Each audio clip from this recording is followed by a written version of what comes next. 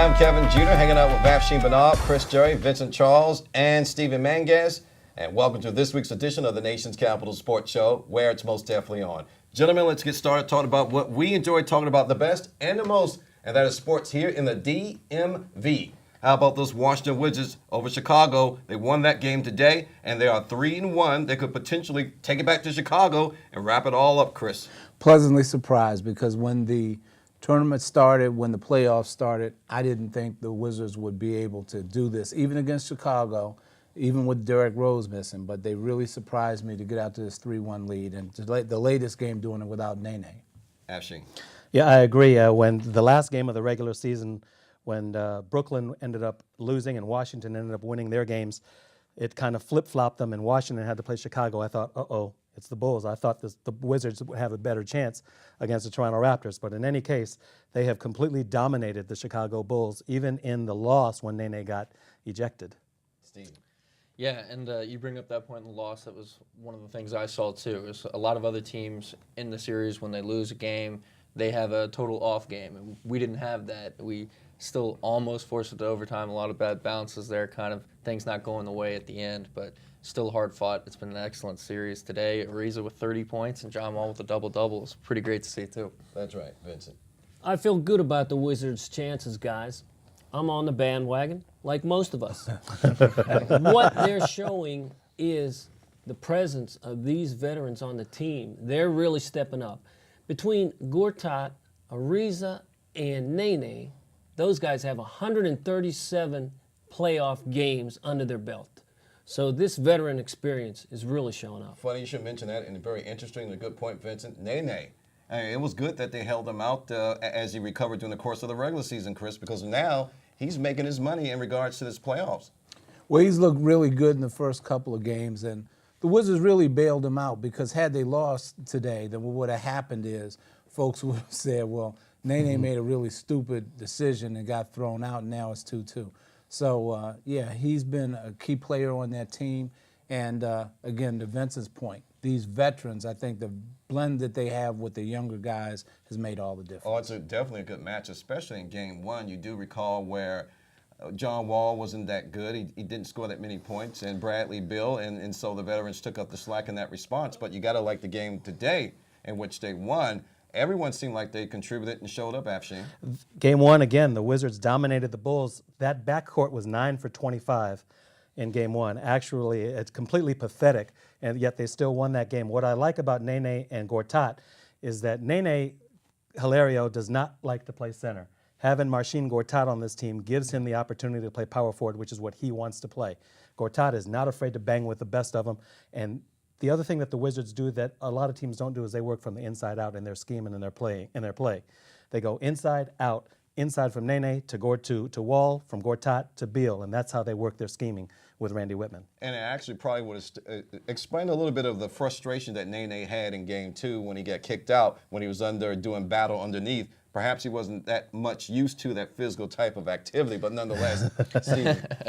Yeah, it's been good to see. I definitely like him better in the power forward spot than in the center spot, too. And then with him out the game, obviously, the Wizards had the benefit of Trevor Booker being able to fill in, who was able to do it plenty in the year. And we heard that they didn't even hear that Nene was getting his suspension until after the practice, so they didn't have the time to game plan for Booker as the starter, but obviously still able to overcome that. All right, hold that thought there, Vincent. We want to remind everyone that if you're just tuning in, your eyes are not deceiving you. You are actually watching the Nation's Capital Sports Show right here on AIM via Comcast 69 and Fios 38. I'm Kevin Jeter with Vincent Charles, Afshin Bernard, Stephen Mangas. And we're talking about the Wizards, Vincent. Let's not forget the defense. Wizards are playing good defense. Even though some games Wall and Beal have been off, they've been playing good defense. They've been carrying out with assists. Also, Nene, when he was in, he's able to hit some outside shots. His jumpers are working. Ariza steps up, fourth game. Also stepping up was Gortat. So, once again, they're hitting on all cylinders right now. All right. So, the final question for this particular segment, what are the chances of the Washington Wizards wrapping this thing up in Chicago? Chris? I think Chicago's going to win Game 5, and the Wizards will do it in Game 6. That's what I think. I think Chicago, they can't play defense and they can't stop the inside game of the Wizards, but they will win Game 5. These are the Bulls after all. I'll give them one more win. Wizards take it in 6. Well, just to be different, then I think we can wrap it up in Chicago. I mean, at least I hope so. We've been pleasantly surprised this far, so why not to shock the rest of you here, and let's do it in 5. All right. So the Washington Wizards, we will do it in Chicago. I think they're going to do it in Chicago as well. All right, let's move on talking about the 2014-2015 Washington Redskins schedule. And wow, there are 3 primetime games, and there are 3 games in which we're actually going to talk about here. And notice that I'm skipping preseason because we don't care about that. Let's get into 3 of the games that we really want to talk about. And the first game I'm going to talk about is the home game, the away game in Houston. And that's Robert Griffin III. Hopefully he'll be playing against Johnny Manziel, provided that Houston drafts Johnny Manziel. And that should be quite a good game. Chris? Well, actually, I think what you may see is RG3 playing against Jadeveon Clowney. I think that's who Houston will probably pick. But it's going to be interesting to see how this all comes out with Jay Gruden now being the head coach. And I'm kind of looking forward to seeing how this team will be different from last year with a new head coach. And Griffin now, he doesn't come off of an injury like last season. He is now coming in fully healthy. And that's the big difference, Chris, in regards to RG3 not coming off of a big injury. And Afshin, let's look at this in terms of a schematic type of way for the Washington Redskins. Do you think they could fare better this year from an offensive line standpoint of view? Oh, yeah, from the offensive line, they do have a couple offensive linemen that they picked up last year and the year before, but I think they'll find some more linemen in the draft. I think what you'll see is them also get a defensive pass rusher. Pardon me, but I think Robert Griffin III, like Chris just said, is coming off of an injury. He's completely healthy now. And Jim Haslett is also going to be the key because he doesn't have the shackles on him. So both Griffin III and Haslett have no excuses this year. If they're going to be able to go throw caution with the wind and just go for it. All right, your opinion, Vincent, and then, of course, Stephen, on the first game versus Houston. I still question the Redskins' offensive line. Houston is rebuilding, as so are the Redskins to a point. I'm going to give the edge to the Redskins because of Robert Griffin and his experience, and he's also going to have another full year under his belt.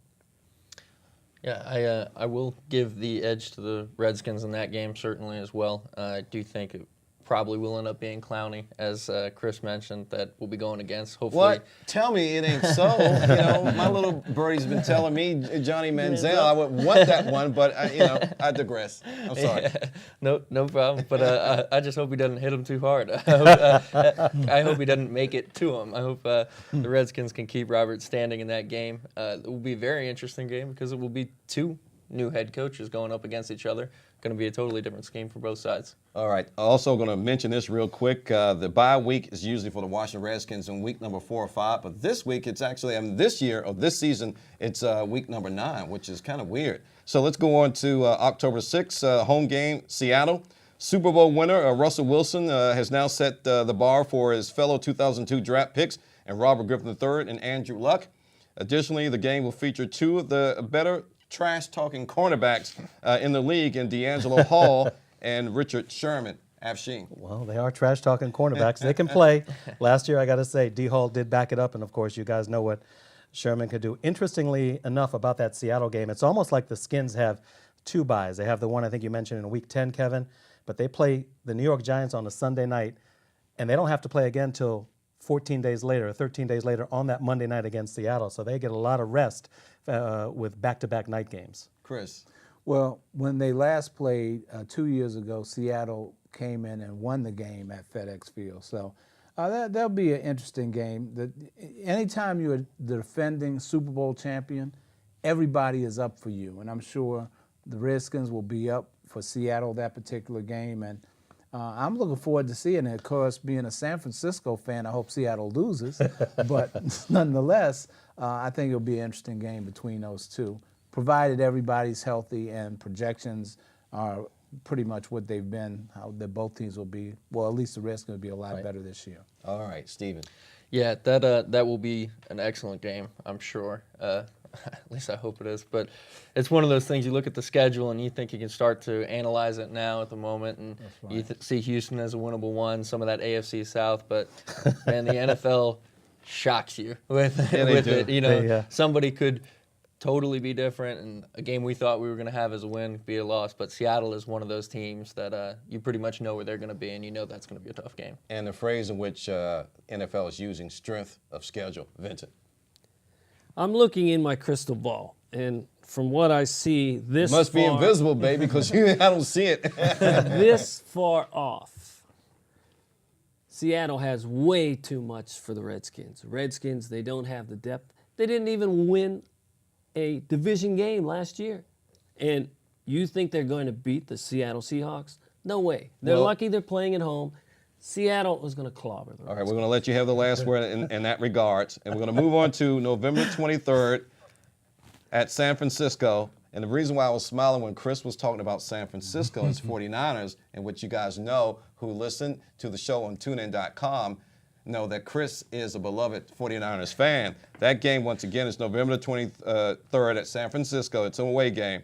Now, this could be make for another quality matchup as the young, talented QBs and Griffin and Colin Kaepernick and the bruising backs of Alfred Morris and Frank Gore face off. Also, the 49ers' stingy defense could cause problems for Robert Griffin III. Chris. Well, just for a second on the 49er, if Aldon Smith is not playing, because of his problems, if they release him and they're not going to even bring him back, you just never know how this stuff is going to work out. Like we had said earlier, it's, way down the road, these teams, you don't know how injuries are going to happen. You don't know how season's going to come in.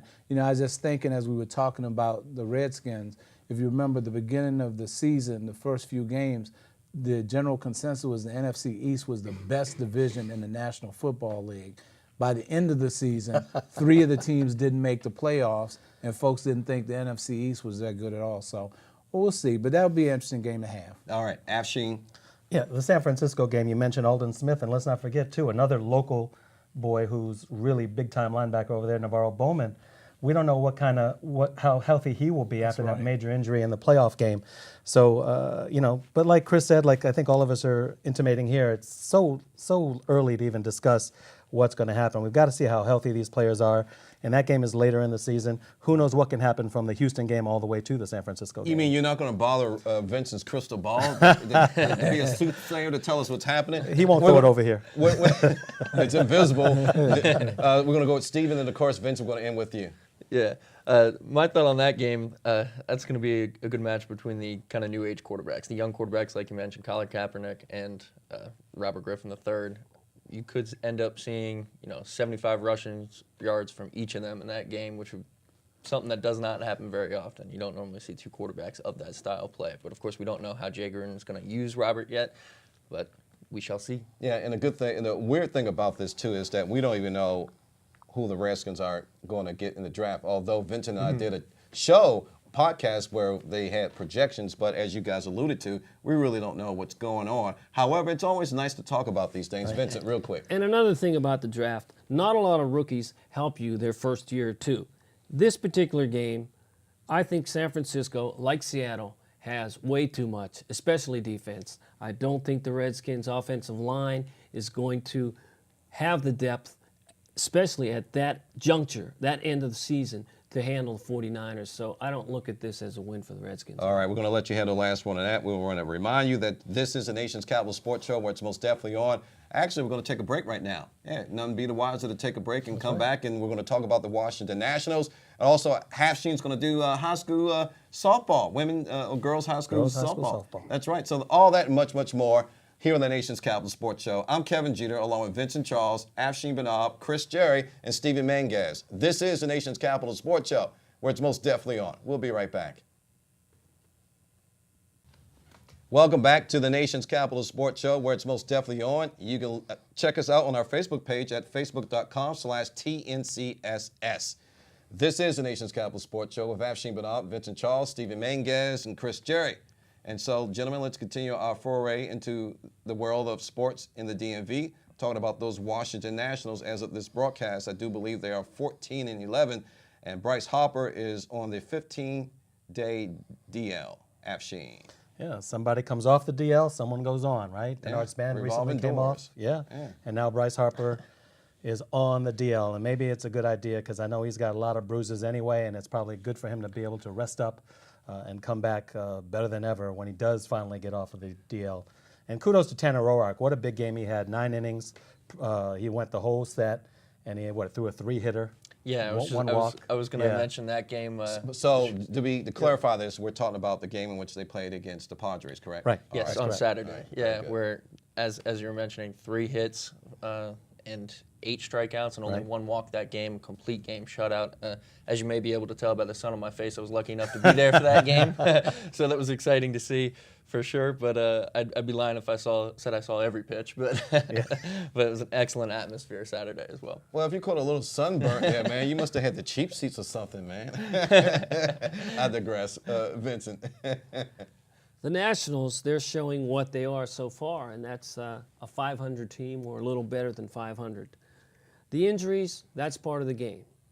I'll tell you what, I should have been a hand doctor, the way these hand injuries are just popping up left and right. But anyway, great to see Roark doing that. LaRoche has surprised me. He's the team's leading hitter. Rendon, I'm thinking maybe he should be the leadoff hitter. Span's only hitting around 222 or something like that. But Span, we'll give him a little more time, but I think Rendon may be a little better leadoff hitter. All right, let's talk a little bit about. I'm going to pick a argument between you two as we have this discussion here. Danny Espinosa is your boy, correct? No, he's my boy. Danny Espinosa is your boy. Ian Desmond is your boy. Go. Start something with him. 40 points better than Desmond right now. Desmond is second in the National League in errors.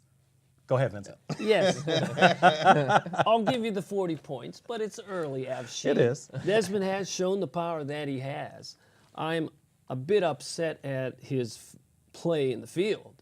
9 errors already. That's really Right, not like yeah. Desmond. He's kind of going through a rough patch. I think he'll, get through it and show that he's a good defenseman. I think both of them together, if they were healthy, actually would be a formidable defense between them at short and second base if they remained healthy. But neither of them seem to do that, especially Espinosa. But he's been given a second chance, and I hope he makes the best of that opportunity. I really do like Espinosa. I think he is making the best of that opportunity. He has surprised me. I didn't think he'd be this good at the plate. He's like around 280 right now. And that is a nice surprise, especially with the injury to Zimmerman. All right, you guys were cordial. All You right. did nothing for me. Chris. No, well, the thing that I like this kind of happen, I'm glad that Danny Espinosa's bounced back because what this has allowed is Espinosa to play second. It's allowed Rendon to play third and potentially Ryan Zimmerman to go to first, and that might be the new infield that you'll be looking at next year, assuming that they let LaRoche go. So I'm glad for Danny to have gotten a good start. But if I do want to start a little argument, I want to go back to what you said, Kevin, at the very beginning about Bryce Harper, because it's been a real interesting homestand for him. To be benched, to now having the injury problem when they played against the Angels and Mike Trout, he really did get shown up. You saw what a great player Trout was, and Bryce didn't look as good. So it's really been an interesting week for him, a homestand with the discipline and how things are going there. Yeah, the thing that really caught my eye or my ear is that when Bryce Harper was benched, not one single player came to his defense. They are all in, I think, at least right now, from Matt Williams, because Bryce Harper arguably is the superstar on this team. And you think that some players would come to his defense, but you know what? He should have been benched. He didn't. They have this agreement apparently, whether it's true or not, I don't know. But Matt Williams says they have an agreement, a verbal gentleman's agreement at the beginning of the season, where they said every play you're going to hustle down to first base, and he didn't do it. The good thing I like about Matt Williams, he's not showing no cut cards to anybody. Whether or not you're a veteran, whether or not you're Bryce Harper, 2 years into the league, he's just playing it straight across the slate. Steven. Yeah, and with that respect, Bryce Harper, he also, he's definitely in for Matt Williams, I think, too. Granted that play, but he agreed with the decision from Matt. He did not argue it. He didn't get hot-headed and say, why'd you bench me or anything like that. He said he respected the decision fully, which is good to see. But maybe these 15 days on the DL will help him with some other things other than just here. the thumb. Yeah, maybe mentally and get his timing right. I'm going to let you go, but I'm going to point out something that's real important here. Observation that I made about Bryce Harper so far in his career. Through Davey Johnson and now through Matt Williams, whenever he's been disciplined, so to speak, he's never did anything. He's never been nasty about it. He's taken his lumps. He's been very professional. The young man, you know, for all that we talk about Bryce Harper in terms of what he didn't do, he shows a bit of class, and you got to like that, Vincent. I agree with that, Kevin, and that's a good point. Bryce Harper is being Bryce Harper. He's young. He's going to be fine. Gentlemen, he's 21 years old. A lot of expectations on this guy. His injuries, they're all a result of his aggressiveness, and we all love that aggressiveness. He can be managed, like Kevin mentioned. I think he's going to be fine. This is just a blip on the radar. Right, and we're going to let you have the last one on that, and I think the Nationals are going to be fine on the whole. And we're going to come back here next week, and we're going to see how much better they're doing. But let's talk a little bit about high school sports, and it's time with Afshin Bernard with his high school softball report in Arlington Sports. Yeah, Take it away, my man. Thank you, Kevin. We covered recently the Wakefield-Yorktown game. And, of course, it's girls softball, underhand, fast pitch. Stephen, you're a softball player, so you can relate to this. Not with the girls you play. Slow pitch. Slow pitch with the gentlemen. But It's better than no pitch. Maggie, yeah, that's true. Maggie Silk for Yorktown, an incredible game and a 9-1 victory over Wakefield. Yorktown is Wakefield's chief Arlington County rival. I shouldn't say that. Got a lot of Washington Lee fans out there. But she pitched a no-hitter, and she was absolutely wonderful. She gave up 3 walks. Yorktown did have a couple of errors. That's the reason that the run came in. But she was really great. Yorktown is now 6-2, so they're doing pretty well. We have a couple of games with Washington Lee, Wakefield, Washington Lee, Yorktown coming up, and O'Connell as well. Kevin O'Connell has won 18 of the last 20 softball private championships, private district championships in Arlington County. So O'Connell is one of the best teams, and they're nationally ranked this year as well. So good time to watch some girls high school softball in Arlington County. Thank you, Afshin. The next time around, you did promise that we're going to have audio. Yes, we will. We'll get some. We're going to have some video, too, to go along with our YouTube show, correct? We will. We will get it. I'll talk to Michael Shea. You like how I put him on the spot like that? Will that We'll get include his home run call, Kevin? Yeah, well, chucking the truck. They'll be calling it for days. Anyway, let's move on and talk about our email of the week. And our email of the week comes from Amy Stewart of Annandale, Virginia. Amy wants to know who's on your short list now that Ted Leonsis has fired George McPhee and Adam Oates. And I want to start somewhere. Let's see. Let's start with Afshin. I closed my eyes to do that. You know. That was good. And Point you didn't one need way. the crystal ball. Yeah, so. I know. Yeah, invisible. He won't let you borrow it. Yeah, I know. I don't know. You got to wonder how the Capitals are going to go. Are they going to go and bring in a retread general manager and then a retread coach who was successful, or are they going to go new and innovative? You know, I'm looking, and being a Detroit Red Wings fan, as you guys know, I'm all things Michigan. You got Yzerman in Tampa, Shanahan in Toronto, Gill in Dallas. They've done a really good job their first, second, and third years down there. There's a couple people, Bunning in Boston. He's a great assistant general manager. They could bring him in. Julius Brisebois, who works for Yzerman in Tampa. He's another option that they could come in. You know, these young, innovative people. I guess I would like to see someone young, innovative, a little bit more creative at that general manager position, and bring, you know, somebody in that he would like on his own. And I think they've got to get a general manager first. All right, I'm going to bounce around a little bit. Vincent. There's a guy out there, Ryan Martin. I tried to catch him off guard. You're probably more familiar with him, being that he's from Detroit, assistant GM. I think that he's somebody that possibly could get the call. But I want you guys to think about this. Look at Bruce Boudreau in Anaheim. I could be on the bring back Bruce Boudreau bandwagon. And you could be on something else too, Chris. Well, to be honest with you, I'm not really sure who I would pick as general manager, but the guy that I would like to see as coach is I'd like to see them bring Ron Wilson back. He's the one guy that got them to the Stanley Cup, even though they lost to Detroit back in, what was it, 99, 98, 99? Yeah. I'd like to see Wills come back here possibly as a head coach.